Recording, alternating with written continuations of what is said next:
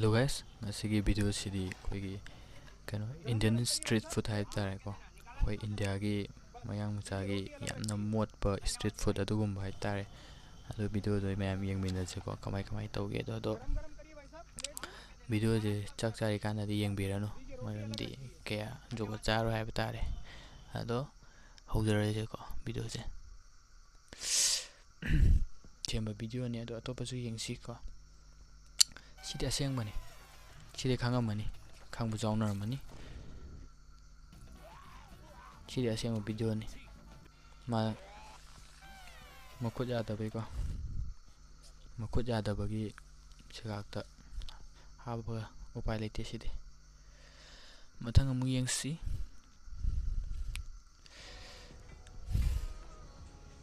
khud hamjal lijong berani makut jo hamjan bewan mathang yengje ko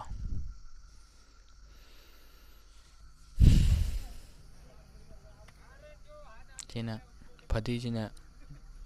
phadi ji motlam gani tawri khang ne nan mot phadi je ado tuka chatra mathang damu This man is serving shit in a bowl.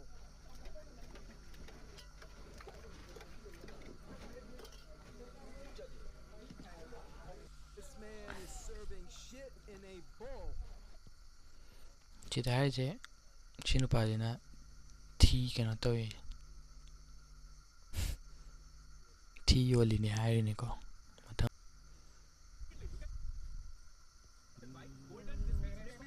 AI ni sibudi khudai sheli jang khudai shelaga mayang hair jin mot pai di hobir noi as mai khujilla thang hoi mali makhong amot pa ji tane thang je thamaga tawri jona beran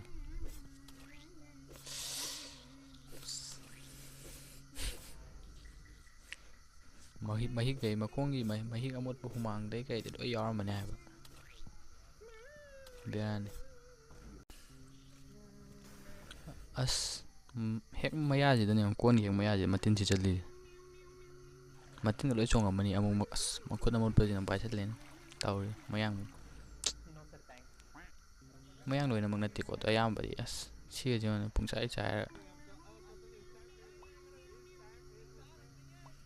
makhut che mot thi chama makhut sina ko oinai makhut niyo ka miet la pai chatli begang ga je khumot che maning ga je choto mot la ba si seng da koira mani si ke je si kai na sina alu macha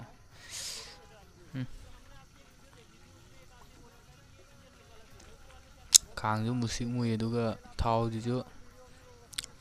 hanjin ngawram mani ba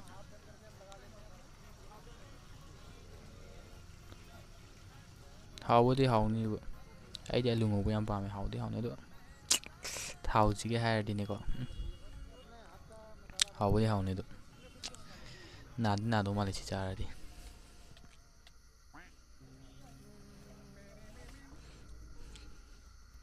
che sai utra bane na phadi amot pa phadi oi ni ba chi ne phadi haunari ba ham da che chi chanari ne ne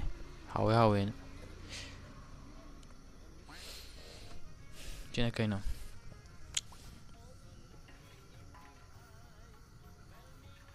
beson ga kai gani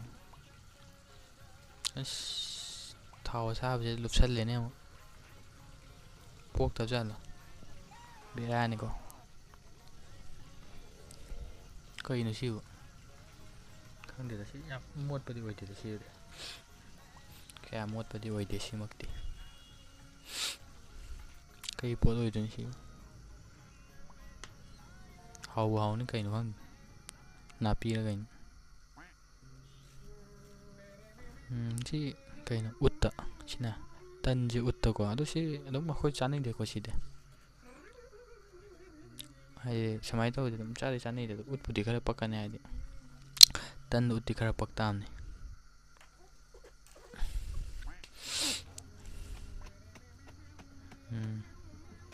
sise aina khanbada ko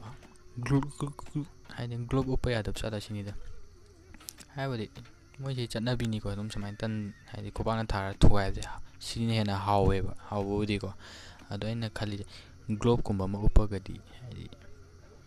kitang le da nali da ado khangde as khomote yong se ma hai je biran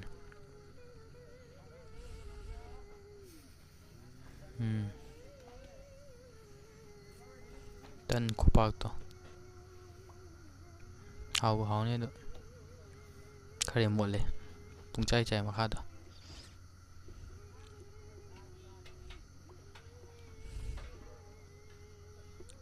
ma china kai na pizza kebab pizza thau khumu de yong biran thau je musik mo ya thau je haw ni kebab ne kebab se san kumba odaidi haming kumba ko moi sa do tak hai de kup na tak khairaga siamba kaino ne hawda ba ko do thau de musik mu ne moi video je uli khumu je to thau do gari kaino da hapa koi gari da hapa thau do mobil hybrid do mani do kamena chinba morok telau chanam hapchalle hawdi poni mi se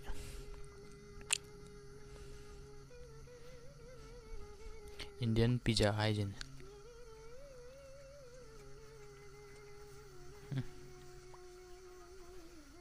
chaning adi comment haro chi chaning yana tin yor paga yaubra yerum ma hapchalle mathakta hawlo an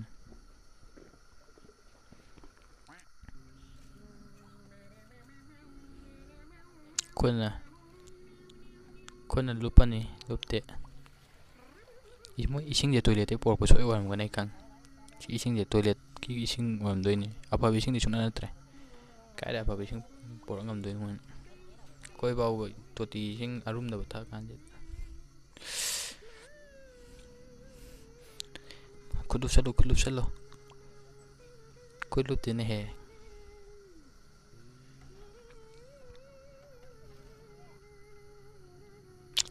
hawlo ani pani puri